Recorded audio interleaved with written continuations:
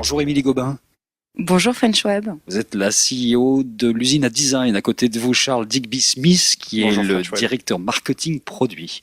Tout à Et fait. vous existez, en tout cas le site internet existe depuis septembre 2009. Tout à fait, ça fait maintenant plus d'un an que l'usine à design est en ligne. Donc un beau parcours en un an déjà, puisque l'idée a germé il y a un an. Et puis nous avons maintenant plus de 300 000 visiteurs. Nous avons réalisé une levée de fonds et puis nous avons chaque jour des centaines de clients. Donc c'est un beau parcours pour nous. Puisque vous commencez par les chiffres, 1 600 000 euros, ça c'est la levée de fonds que vous avez réalisée quand? Alors, la levée de fonds a eu lieu en mai dernier avec le CMCIC Capital Privé, qui a choisi de nous accompagner dans notre développement. Donc, le développement de l'activité à la fois au niveau du développement de la gamme, mais également au niveau géographique, que ce soit avec les clients B2C ou les clients B2B, et puis évidemment dans des perspectives internationales notamment.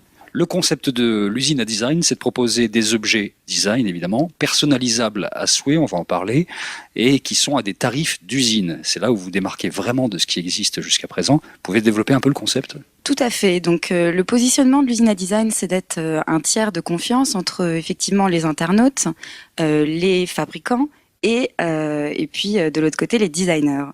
Donc, la proposition de l'usine à design, c'est de vendre des meubles qui sont conçus par des designers et qui sont personnalisables par le client et que l'on va faire fabriquer dans les meilleures conditions possibles et au meilleur prix. Aujourd'hui, la personnalisation est inscrite dans l'ADN de l'usine à design et nous faisons réaliser par nos réseaux d'usines partenaires le meuble qui a été commandé par le client en fonction de ses choix de couleur, matière, finition, dimension.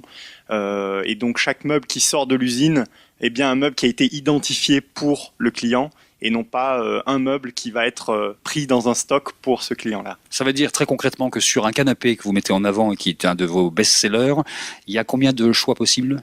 Là, aujourd'hui, sur donc le canapé Futura auquel vous faites allusion, on monte jusqu'à 280 millions de combinaisons de personnalisation possibles.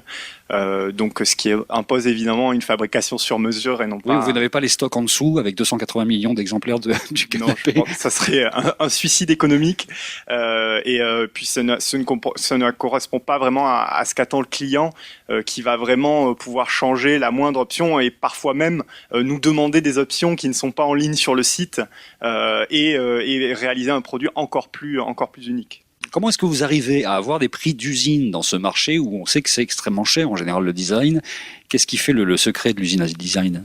Alors sur l'usine à design, mais Émilie pourra compléter, nous avons en fait réalisé, comme je le disais avec notre directeur de l'approvisionnement, une relation très privilégiée avec un réseau d'entreprises partenaires qui assure la production des meubles que nous proposons aux clients. Et nous sommes en relation directe avec ces usines-là. Donc exit les importateurs, les grossistes qui à chaque fois bien évidemment se rémunèrent sur les produits qui transitent par eux. Ce qui nous permet aujourd'hui de créer vraiment la relation directe entre le client et l'usine et donc de proposer les meilleurs produits au meilleur prix tout simplement. Ça veut dire que sur un objet de design traditionnel, combien sont en général imputables directement à tous ces intermédiaires que vous avez zappés en pourcentage?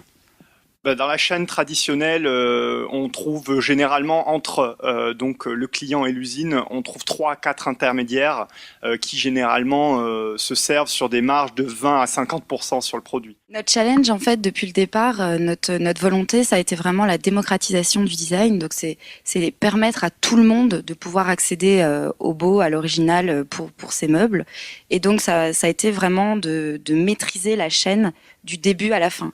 Donc, à chaque étape de la chaîne logistique, de la chaîne de fabrication, on essaie justement de faire appel aux experts. Et puis, on a chez nous des experts à chaque étape qui vont être l'assurance pour le client d'un travail bien fait, de qualité, et à chaque fois, justement, dans une maîtrise des coûts.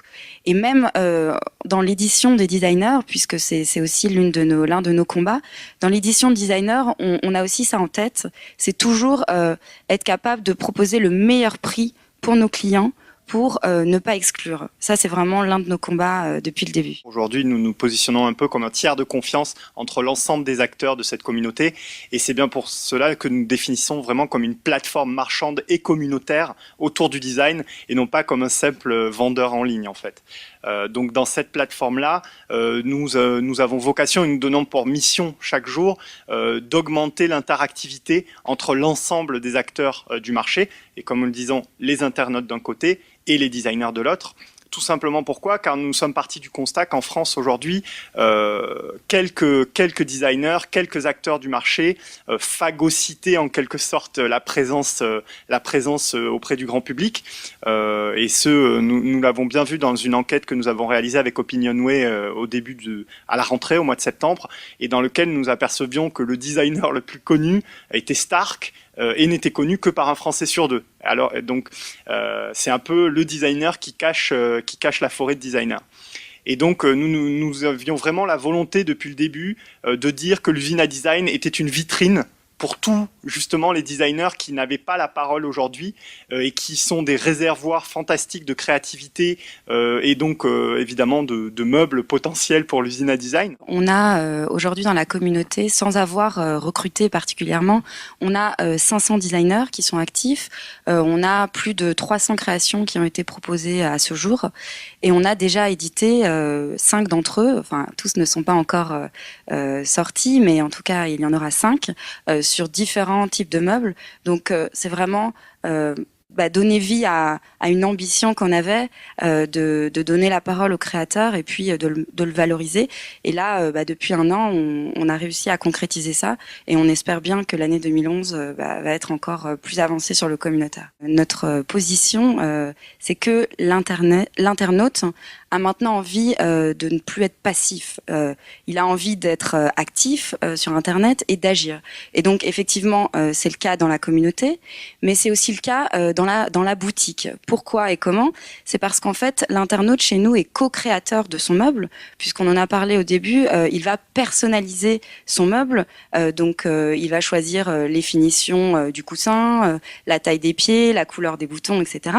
Et donc cette co-création crée une relation en fait avec son meuble, et d'autant plus qu'en fait sur le site il y a une interactivité, donc c'est-à-dire que vous allez le personnaliser et puis vous allez le voir en temps réel dans le personnalisateur.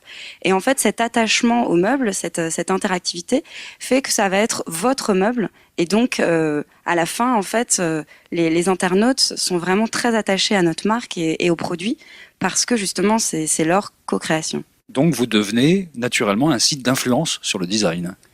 On l'espère, c'est évidemment toute notre ambition.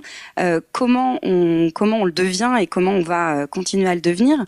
Donc évidemment à travers un catalogue enrichi, travaillé, qui suit la tendance, qui s'enrichit des créations des designers, mais aussi des nouveautés qui se font dans l'industrie du meuble.